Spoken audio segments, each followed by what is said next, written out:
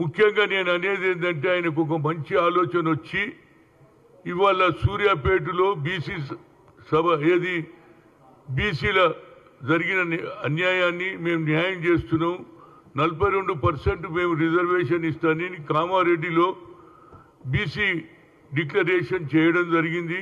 ఆ రోజు సిద్ధరామయ్య కూడా వచ్చారు.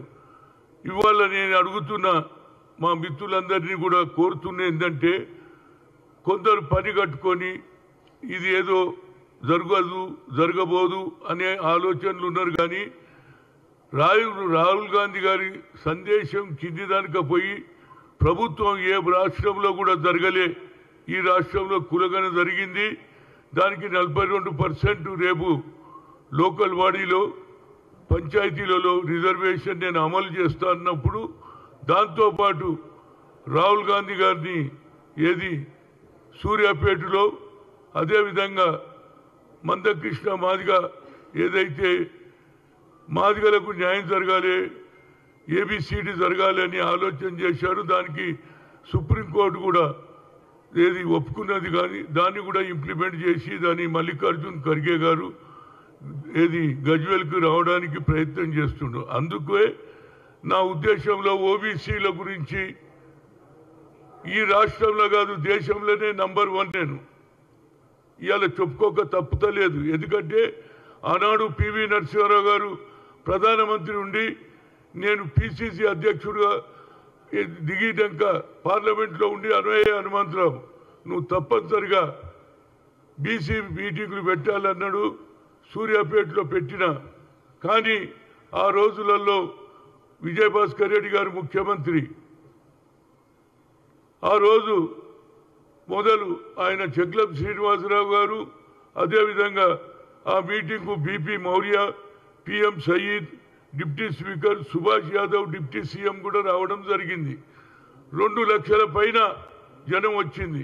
ఆ తర్వాత వరంగల్లో కూడా మీటింగ్ పెట్టిన. అదేవిధంగా పార్లమెంటులో 11 ఏళ్లు కొట్లాడి ఐఐఎంలో రిజర్వేషన్ తేగలిగిన అది ఎవరు నా బలం కాదు, సోనియా గాంధీ బలం. సోనియా గాంధీ ప్రధానమంత్రి మన్మోహన్ సింగ్ చెప్పి సుప్రీంకోర్టు ఎప్పుడైతే కొట్టేసిందో రిజర్వేషన్ లేదంటే there is no alternate, only Parliament is correct answer అంటే అప్పుడు మన్మోహన్ సింగ్ చెప్తే బిల్లు పెడితే బిల్లు పాస్ అయిందా లేదా. ఇవాళ యూపీఏ చైర్పర్సన్ చేసింది. కానీ మన కాంగ్రెస్ నాయకులు ప్రతి దగ్గర కూడా చెప్పాలి. ఇవాళ రేవంత్ రెడ్డి గారు ఏమంటున్నాం, మనం అభివృద్ధి కార్యక్రమాలు ఏమేం చేసినాం ప్రజల దగ్గరికి పోవాలంటున్నాం. అదేవిధంగా గతంలో పివి గారు చేసినటువంటి ప్రోత్సాహంతో ఇక్కడ విజయభాస్కర్ రెడ్డి గారు కూడా బహిరంగ సభ పెట్టడానికి మొదలు కొంత ఆలోచన చేసిన తర్వాత ఆయన మద్దతు ఇస్తే పెడితే అదే సూర్యాపేటలో 2 లక్షల పైన జనం వచ్చారు. అదే ఆ తర్వాత వరంగల్లో 5-6 లక్షల మంది వచ్చారు. సోనియా గాంధీ ఇందిరాగాంధీ కోడలుగా తప్పనిసరిగా ఆమె బడుగు బలహీన వర్గాల గురించి ఆలోచన చేస్తే నేనే ఇనిషియేటివ్ తీసుకొని పెడితే ఆనాడు చాలా మంది నాయకులు వ్యతిరేకం చేసిన ప్రజలు వచ్చిండ్రు. ఆ తర్వాతనే రాజశేఖర రెడ్డి పాదయాత్ర పెట్టాడు. కానీ ఒక్కరు కూడా సూర్యాపేట మాట మాట్లాడరు, లేకుంటే వరంగల్ ఏమైనా రాజశేఖర్ తెచ్చిండొచ్చు, నేను కాదంటలేను. కానీ బీసీల గురించి పోరాడినటువంటి వ్యక్తిగా ఇవాళ తప్పనిసరిగా ఏదైతే రేవంత్ రెడ్డి నిర్ణయం తీసుకుంటుండో సూర్యాపేట బహిరంగ సభకు అదేవిధంగా గజ్వేల్ సభకు కూడా తప్పనిసరిగా నేను నా పూర్తి సహకారం ఇస్తా. ఎందుకు చెప్తున్నానంటే ఇవాళ నరేంద్ర మోడీ గారు కొత్త మాట మాట్లాడుతుండ్రు. దీని మీద మనం బాగా దీంతో అభివృద్ధి కార్యక్రమాలతో పాటు బీజేపీని కూడా ఎండగట్టాలి. మన రాష్ట్రానికి రావాల్సిన నిధులు ఇవ్వలే, మూసీకి ఇవ్వలే, అదేవిధంగా పాలమూరుకి ఇవ్వలే. కనుక దీని మీద కూడా వాళ్ళ మీద మనం తప్పనిసరిగా యుద్ధం చేయాలి. వారు పార్లమెంటు రాజ్యసభలు ఏమన్నాడు, వారికి ఫ్యామిలీ ముఖ్యమట. అంటే కాంగ్రెస్ కు ఫ్యామిలీ, ఈయన నేషన్ ఫస్ట్ అంటున్నాడు. ఇంకోటి ఏమన్నాడు, సబ్కా సాత్. కాంగ్రెస్ కు అర్థమైతే లేదట.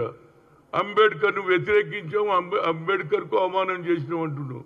నరేంద్ర మోడీ, అమిత్ షా ఏమన్నాడు రాజ్యసభలో, బాబాసాహెబ్ అంబేద్కర్ ఈ దేశానికి రాజ్యాంగం రాస్తే ఆయనను అవమానపరిచిండా లేదా, ఆయన పేరు ఇది ఫోకస్ అయిపోతుంది, ఇదొక సిస్టమ్ అయిపోతుంది, మజాక్ అయిపోతుంది.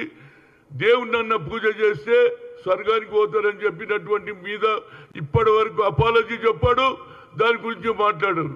అదేవిధంగా మోహన్ భగత్ ఏమంటున్నాడు, స్వాతంత్రం ఎవరు తెచ్చిండ్రు, స్వాతంత్ర సమరయోధులు. షహీద్ భగత్ సింగ్ లాంటి వాళ్ళు ఎంతో మంది ఉరికి ప్రాణాలు అర్పించారు, జైళ్ల పాలైనరు.